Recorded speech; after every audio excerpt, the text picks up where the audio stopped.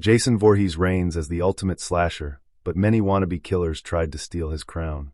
From masked maniacs to twisted misfits, these fake Jasons failed to ever match his terrifying legacy. Let's dive into the slasher films where killers thought they could replace the king, and failed miserably. When The Burning slashed its way into theaters in 1981, horror fans couldn't help but notice the uncanny similarities to Friday the 13th. Cropsey, the film's disfigured and silent killer, stalks teens at a summer camp just like Jason Voorhees. Armed with garden shears instead of a machete, Cropsey delivers brutal kills, but despite the gore and atmosphere, he never quite dethroned the king of camp horror. The film was released just a year after Jason's mother first shocked audiences, and many accused it of being a blatant knockoff. Even though The Burning had future stars like Jason Alexander and Holly Hunter in its cast, and some seriously impressive special effects by Tom Savini, Cropsey didn't have the mystique or tragic backstory that made Jason iconic. His motive, revenge for a prank gone wrong, felt like horror boilerplate, lacking the raw emotional pull of Jason's origin. While The Burning earned cult status over the years, Cropsey was ultimately a one-hit wonder in the slasher world. He tried to wear the hockey mask metaphorically, but horror fans knew the difference. Jason Voorhees remained the true terror of campfire tales, while Cropsey faded into the shadows of forgotten killers. Madman, 1981, gave us another masked menace of the woods, but this time it was Madman Mars, an axe-wielding, hulking brute who hunted down camp counselors after his name was foolishly spoken aloud. Sound familiar? That's because Madman was one of the many slashers that rode the wave of Friday the 13th's massive success. Like Jason, Mars is a near-mute figure of rage, stalking victims in a remote, forested setting. But unlike Jason, his backstory is more folklore than tragedy. He's a murderous farmer who slaughtered his own family, and now haunts the woods where his tale is told, almost like a slasher version of Bloody Mary. Though Madman had its eerie moments and a creepy atmosphere, Mars lacked the visual punch of Jason's iconic hockey mask, or the tragic mythos that made Jason both feared and pitted. Instead, Mars came off as a growling brute with zero personality and zero staying power. Audiences enjoyed the kills, but didn't remember the killer. While Jason evolved into a horror legend with sequels and reinventions, Madman Mars stayed locked in the vault of forgotten slashers, just another woodland monster who tried to play Jason's game and got buried under his shadow. The Prowler, 1981, brought a chilling, silent killer to the screen, dressed in World War II military gear and wielding a pitchfork with deadly precision. Known simply as the Prowler, this masked murderer returned decades after being rejected by his lover, targeting young lovers at a college graduation dance. On the surface, he had the menacing presence and relentless energy of Jason Voorhees, but beneath the helmet and uniform, he lacked the mythic depth that made Jason unforgettable. Sure, the kills were creatively brutal, thanks to Tom Savini's legendary practical effects, but the Prowler never gave audiences a reason to care about the man behind the mask. There was no tragic drowning, no cursed camp, just a jealous war veteran on a vendetta. The character didn't evolve, didn't haunt sequels, and didn't build a lasting legacy. While horror fans admire the film for its grisly kills and eerie atmosphere, the Prowler ultimately felt like a placeholder in the slasher genre, a footnote in the shadow of Jason Voorhees. He may have tried to claim the throne of horror's silent slashers, but he lacked the iconic look, the emotional hook, and the franchise momentum. In the end, the Prowler was just another failed pretender to Jason's bloody crown. Final Exam, 1981, tried to pass itself off as a suspenseful slasher, but its killer was perhaps the most forgettable of all the Jason wannabes. With no mask, no name, and no motive, the film's murderer was just a guy. While Jason Voorhees captured the audience with a haunting backstory and an iconic look, Final Exam's killer simply appeared out of nowhere and began a killing spree on a quiet college campus. There's no mystery, no psychological depth, just random violence, which might have worked if the killer had any kind of presence. But instead of building tension, the film drags with awkward humor, paper-thin characters, and a faceless villain who might as well be a shadow. In trying to strip the slasher formula down to its bare bones, Final Exam accidentally stripped away what makes a great horror icon endure.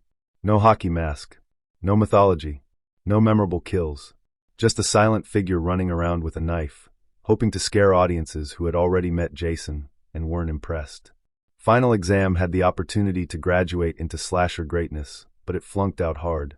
Its killer didn't just fail to replace Jason, He failed to even show up with a decent personality.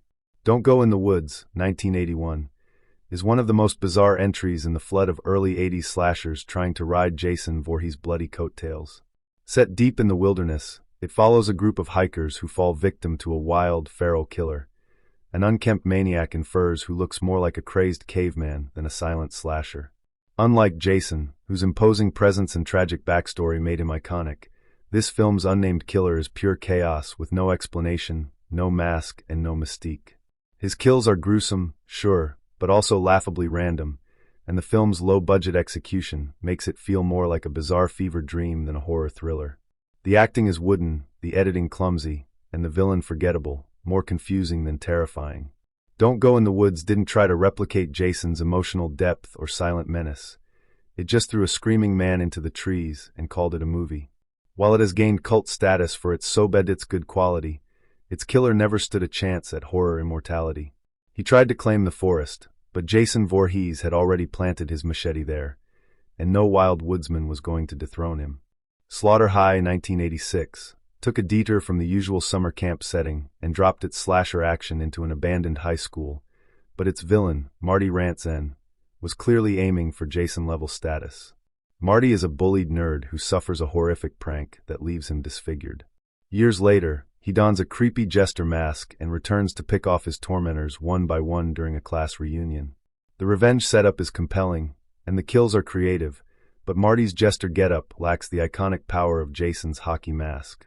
Instead of silent terror, we get a talkative killer with a theatrical flair that borders on goofy.